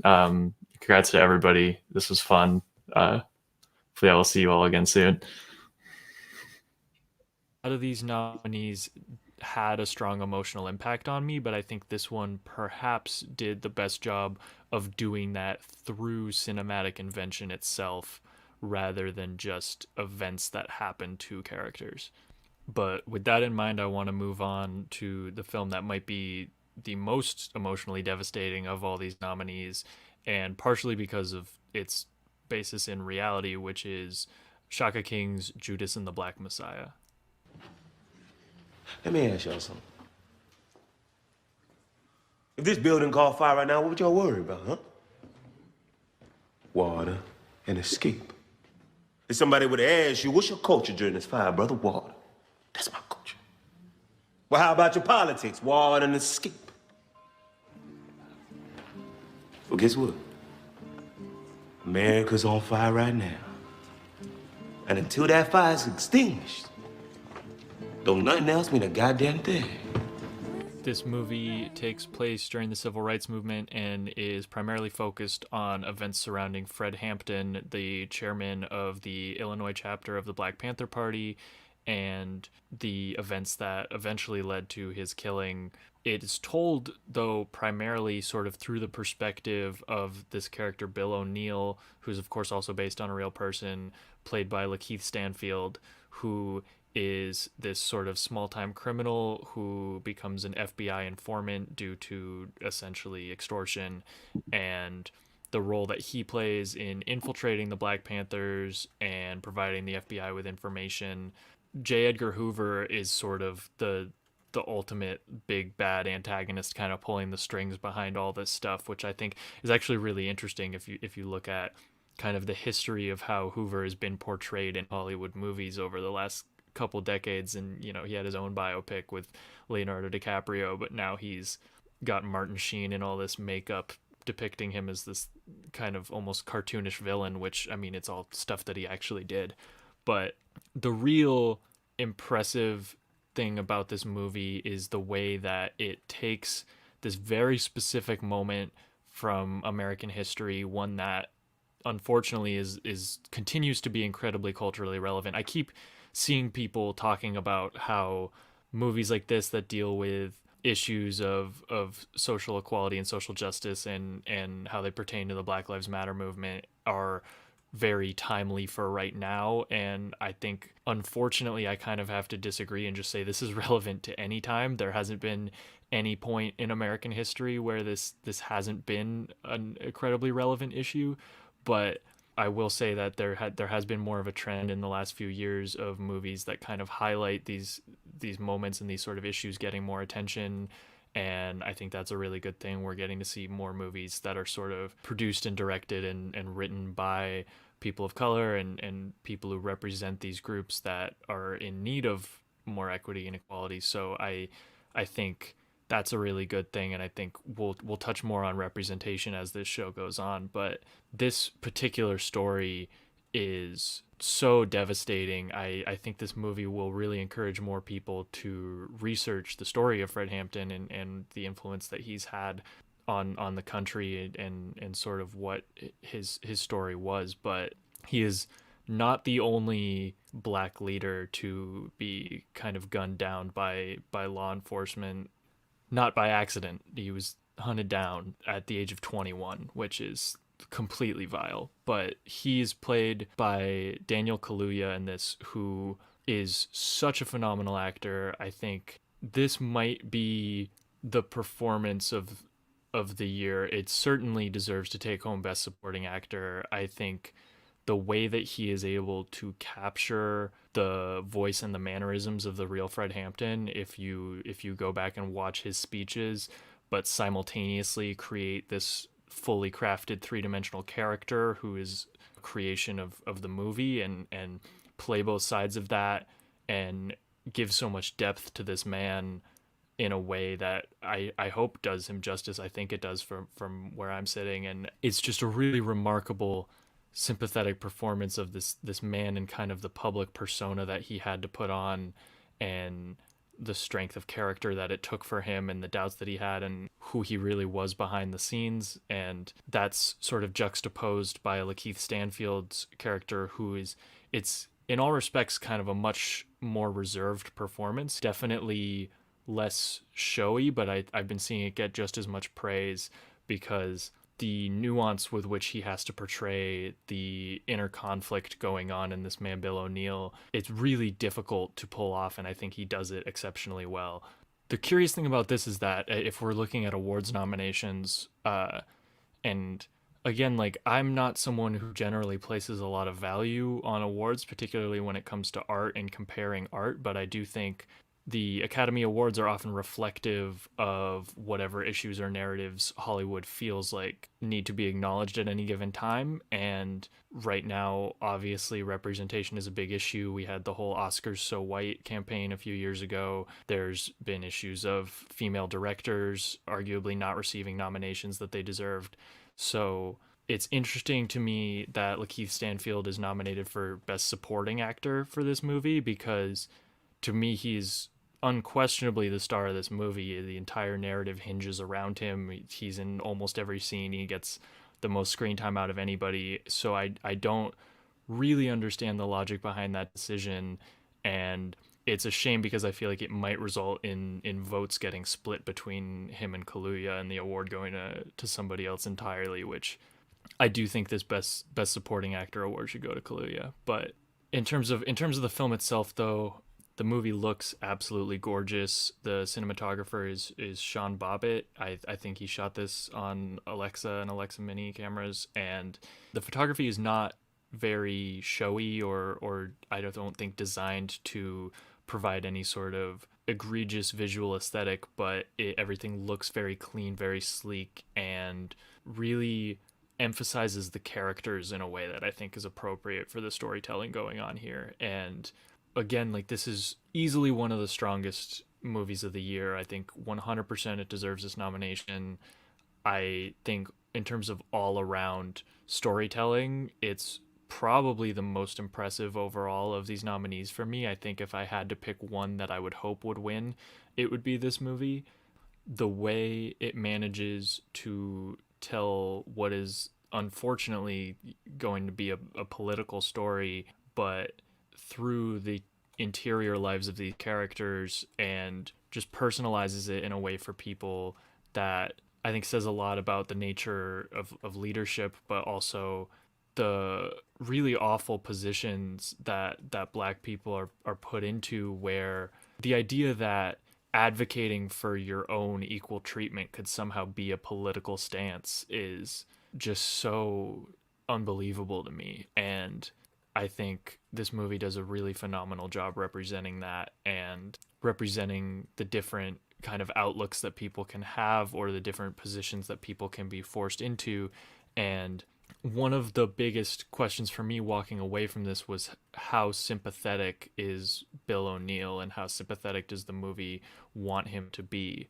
And I think it tells the story in a way where his actions are sort of left to speak for themselves. I don't think it really does anything to excuse what he did, but I also felt like it was free from judgment. And I think that was a smart decision and really lets Lakeith's performance shine. I would recommend this movie to just about anybody. I think it's really exceptional. And as I said, I'm pulling for this to win, and I think it will win.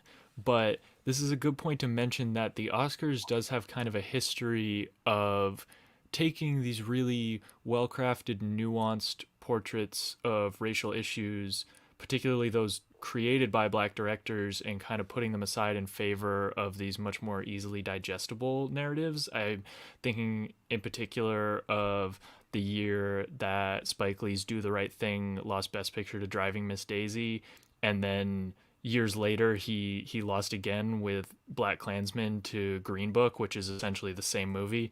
Hollywood has not demonstrated so far really an ability to look beyond the most basic level of empathy for racial issues and still kind of tends to lean on the white savior trope a lot of the time.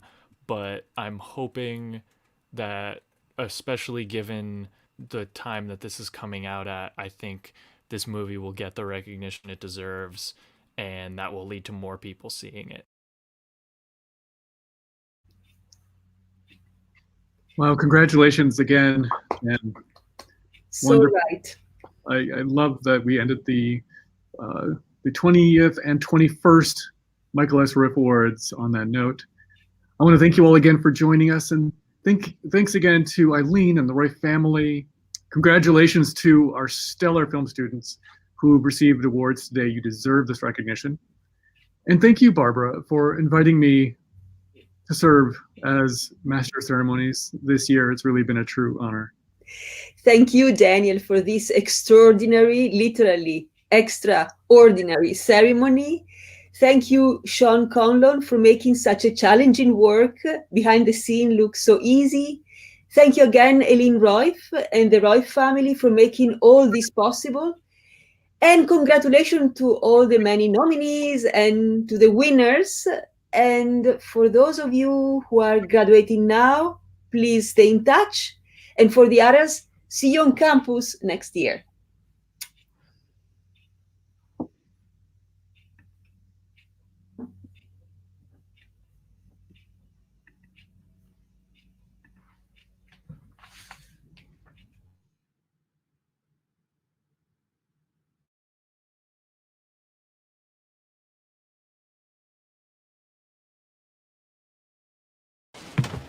이딴 거나 먹여야 되니.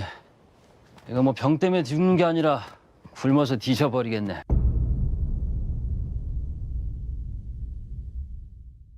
In South Korean cinema, the zombie genre has been highly successful, with films like Train to Busan and #Alive. The first South Korean zombie film is A Monstrous Corpse, or Keshi, made in 1980, but the zombie figure in South Korea